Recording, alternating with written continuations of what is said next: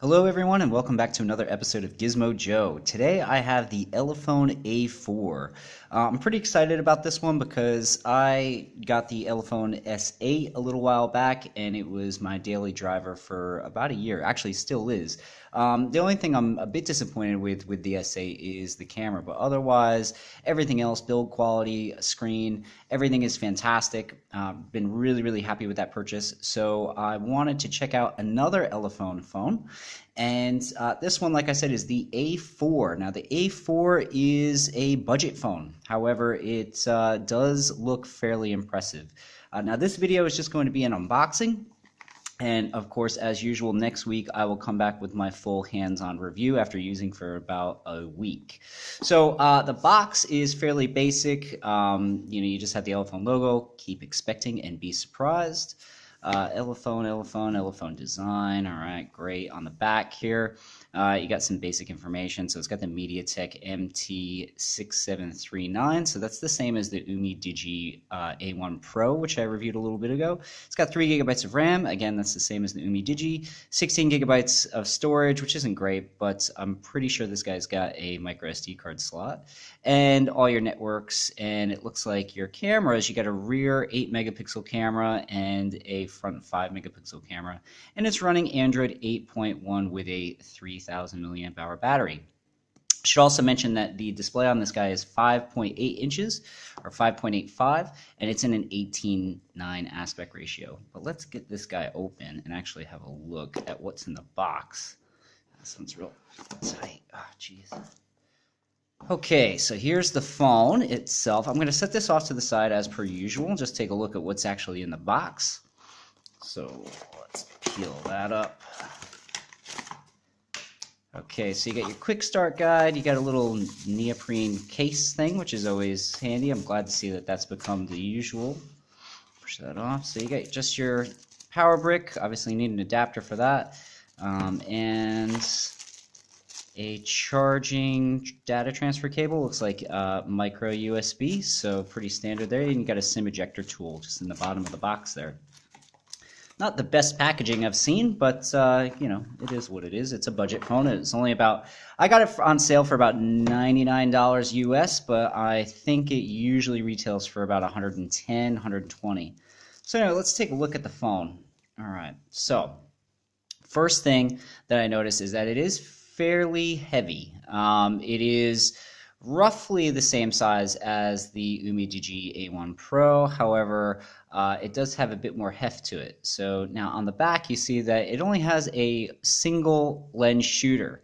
That actually right there is an LED flash. So I'm actually quite pleased to see this because usually these budget devices, they have dual lenses, but one of them does nothing. So it's just kind of, it's a waste. So, I mean, I'm glad to see that Elephone is just sticking with the single shooter. Now, whether or not that shooter is any good remains to be seen. So,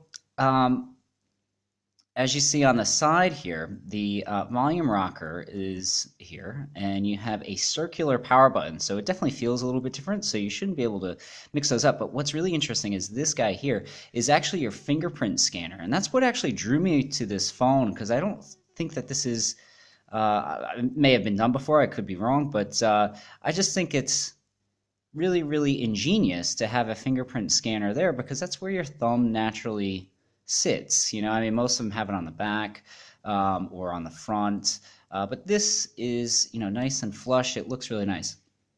All right, so as far as build quality, it feels really good. This is all metal. This frame is all metal.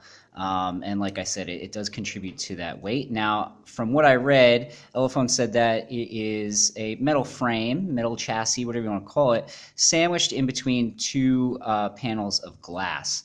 So it kind of reminds me of the old iPhones, like the iPhone 4s and stuff like that, where they had, glass back, glass front, and then like a metal frame around it. But other than that, like, it feels really good. It feels very premium. It feels nice in the hand. It looks good. Let's peel all this junk off and have a look here. So that's the front. Now, I won't bother powering this guy up until I do my actual review, but this does have a notch. So a lot of people are saying that this is like a budget iPhone X clone, but a lot of these a lot of these phone manufacturers are making phones with notches now, and that's in order to make it bezel-less or whatever and still fit all of your sensors and your selfie camera and all that sort of stuff up at the top.